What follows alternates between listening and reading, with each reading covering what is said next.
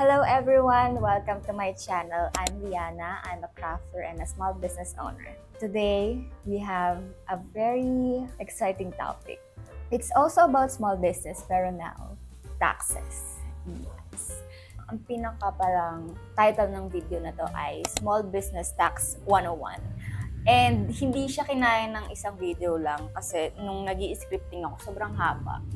So, naisip ko hatiin sila sa dalawa. First video natin is, bakit kailangan natin magpa-register sa BIR? Like, diba, small business pa lang naman. Bakit nga ba tayo nagpapa-register? And, ano yung difference ng VAT and non-VAT? Diba, lagi yan nasasabi, ano ka, VAT ka ba or non-VAT? Tapos, next na tinatanong yung, anong percent ka? 3%, 8%, 12%. Yun naman yung next video natin kasi, i-discuss ko kung ano yung pinaka-ibig sabihin ng percentage na yon, paano sila kino-compute, sino-sino yung mga tao na are like businesses under this percentage, ano yung fina-file na forms. So, ang dami nating i-discuss. Small business pa lang ako, bakit need ko magpa-register sa BIR? May ganyan din akong tanong nung nagsisimula ko. Like, bakit? Bakit ko i-stressin ang sarili ko? These are the answer for that. Number one, because the law requires it. Required. Bawat kumikitang nilalang, bawat kumikitang entity, yung business, dapat nagbabayad ng tax kasi ay, yun ang rules. Rules are rules. So, aside from that, it's for you as the owner ng business mo. And syempre, yung growth ng business mo. Kasi ano nga bang nangyayari kapag nagpa-register tayo? So, number one, you can grow beyond your business. Comparison. Ito yung unregistered, ito yung registered business. Unregistered, you, period. Ikaw lang. Period. Like, sa'yo magsisimula at titigil ang business. Kasi nga, unregistered ka. So, pwede mong, syempre, ipasa yung recipe. For example, food ka. Pero, from scratch ulit siya. So, parang wala kayong records, wala kayong, kumbaga, parang sa mga tricycle, kolorum kayo kasi walang legal papers. So, kapag registered tayo, madami tayong magiging pwedeng connection. Your business, pwede maging connected sa iba pang company. Like, yung ginagawa ko, nakiki-partner ako sa mga coffee shops. So, pwede din corporate clients. Like, kung gusto kong mag-supply sa mga hotels, pwede yun. Like, pwede sila makipag-partner sa akin kasi meron akong legal papers, pwede ako magbigay ng official receipt kasi kailangan nila yon. Pwede ako sumali sa mga bazaars, pwede ako magtinda sa mga malls. Benefit number 2, you can prove your income. Dito papasok yung mga loans, yung credit card, yung housing loan, car loans, kapag gusto mong mag-loan sa bangko para sa expansion ng business mo. So, napakadami, di ba? If hindi tayo registered, paano natin i-prove na kumikita tayo, di ba? You understand your business better. Ito yung pinaka, for me, main benefit kasi nung hindi pa ako registered, nagre-record lang ako kung kailan ko gusto. Kasi parang isip ko, ako lang naman yan. Wala naman ako kailangang patunayan. Parang ganun, di ba? Unlike ngayon na registered ako pa. Kumbaga required talaga na sulat ako sa books of accounts ko, yung bookkeeping. Ang laki ng gamit niya kasi nakikita ko doon kung ano yung progress ng business ko. Like, dati, ganitong month, ito yung kita ko, last year, tapos ngayon, tumataas ako, ganyan. Tapos nakakatulong siya sa kapag gagawa ko ng business decision, like, literal na informed business decision na yung ginagawa ko. Hindi na siya yung parang guessing lang na, bibili ba ako neto? Like, makikipag-partner ba ako dito? Mga ganun. Kasi nga, nakita mo kung magkano yung eksaktong amount na pumapasok sa business, eksaktong amount ng lumalabas sa business. For example, pag nagko-content ako, di ba, iba-backtrack natin na magkano ba talaga yung nagastos ko nung nag-open ako ng physical store. Yan, na meron ako ng exact number. Kasi nga, meron ako yan sa books ko. So, nung kailangan natin ng magkano ba yung nagastos ko nung nag-apply ako ng BIR and DTI ko, meron ako exact number. Kasi nga, again, nasa books of accounts ko yan. Another benefit, pwede na tayong magtinda sa mga online stores. Kasi nga, alam ko dati, pwede yun na huwag kang mag-register. Tapos makakapagtinda ka pala sa Shopee and TikTok. Pero ngayon, kailangan na siya, required na. So, ito yung misconception ng iba na kapag registered na sa BIR, ibig sabihin, automatic, may babayadan ng tax. Ang liit-liit na nga kinikita ko, tapos magbabayad pa ako ng tax.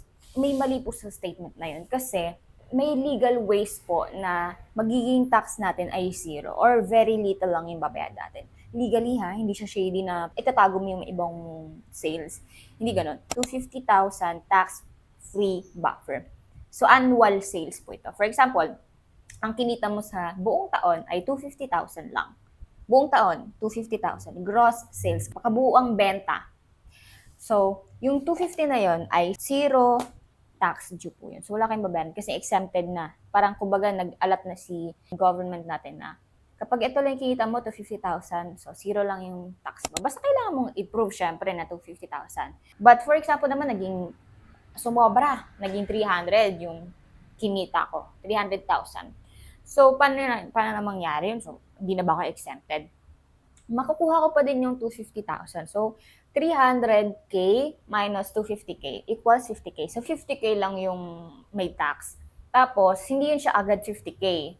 Doon na papasok yung 8%, 3%. So, ibig sabihin, 8% times 50,000. So, magkano yun? 50,000 times 8%. So, ibig sabihin, ang babayadan kong tax sa 300K ay 4K lang. O, diba? Parang ang laki ng benefit. Tapos, kung hindi ko siya pinaregister kasi nga parang, wag na kasi ang daming gagawin. Or like, may babayaran akong tax. So, sayang naman yung 300K, diba? So, diba? Saan ko din pupulutin yung 300K na yun? So, yun siya. Madaming benefit. So, kaya tayo nagpaparegister. Kaya kailangan lang, syempre alam natin. So, sadly, hindi ito itinuturo sa ating school. Like, kailangan natin magsariling sikap. So, yun. I-discuss ko sa next video yung difference nung 3%, 8% at saka yung 12%. Dito na tayo sa VAT versus non-VAT. Ano ba yung ibig sabihin nun? Meron akong table na ginawa. So, hindi na natin i-discuss ng detailed yung mga percent kasi meron akong another video for that na papakita natin yung pinaka-exact computation. So, now, more on overview lang tayo sa mga percentage part. But, pinaka-focus tayo sa VAT and non-VAT. Paano natin masasabi na, VAT to, non-VAT na to dapat? So, sa annual sales, kapag greater than 3 million na yung sales mo, ay sa VAT ka na. Pero kapag less than 3 million lang naman yung kinikita mo, dun ka lang sa non-VAT. Ano ba yung sabihin ng VAT? Value added tax. Diba? For example, natin Chicken Joy, like Jollibee. Diba? For example, ang presyo ng Chicken Joy ay 150 pesos. So, hindi yun biglang 150 lang. Meron nangyaring, yung pinaka-value nung pinaka-chicken, pwedeng sabihin natin 50 pesos lang yun, yung manok. Tapos binili ni Jollibee sa supplier A, for example. 50 pesos lang talaga yung manok. Pero paano naging 150 sa Jollibee? So, yun yung papasok na yung sinasabing value added. Kumbaga, dinagdagan ni Jollibee ng harina, bumili siya ng mantika, nag-hire siya ng employee, nilagyan niya ng seasoning. Kaya nangyari, yung value ng 50 pesos ng Chicken Joy, nagkaroon ng additional value doon sa mga kung ano nung nilagay ni Jollibee. Kaya siya, naging 150. From 50 pesos to 150, yun yung sinasabing value added. Tax doon sa mga dinagdag ni Jollibee. So, ganun lang siya. So, ano naman yung tax rate? Ito na, dito na tayo papasok, yung mga percent. So, sa VAT, ang pinaka-tax na nila doon, percentage na nila, yung 12%. Tapos, ang non-VAT naman, meron 2%. Yung 3% at saka yung 8%. So, 3%, ang formula na ginagamit doon ay 3% times gross sales. Gross sales yung pinakakabuang benta mo, plus graduated income tax. So, ano yung graduated income tax? Ano lang yan? Sales minus expenses minus yung 250 na tax exempt. Diba? Sinabi ko kanina, hindi automatic may babayaran ka agad na merong inalat ng government na 250,000. So, yun, binabawas lang ito. So, yun yung nagiging graduated income tax. So, income mo siya. So, anyways, basta sa next video na yun. Basta ganun siya. Komplikado siya, pero once magets mo, ganun lang pala. Like, yan. Sa next video na natin yun. Basta ganyan siya. Ako yung 8% naman, flat rate. Kung kumita ako ng 30,000, ay 300,000, so 300 minus 250K, so 50K. So 50K, times 8%. So, ganun lang. Like, kung ano yung pinaka natira doon sa exempted times 8%. So, very direct. Pag 12% naman, ayan, medyo komplikado din yung 12%. So, next natin, kaninong burden yung mga tax na yun, yung mga tax due. So, sa 12%, indirect tax, usually napapasya sa mga consumer. Kaya nga, di ba makikita nyo sa resibo kapag bumibili tayo, makikita nyo nandiyan yan sa baba, VAT. So, hindi yun sinasagot ng business. Legally. Legally, sila yung nagbabayad sa BIR, sila yung nagbibigay. Pero talaga, economically, parang sa conceptual, tayo talaga yung nagbabayad nun as consumer, as customer. But, sa non-VAT, yung 8% at saka sa 3%, yung business mismo yung nagbabayad. So, kung ikaw yung business owner, ikaw yung magbabayad nun. Kasi, wala naman, di natin siya pwede ipasa sa iba.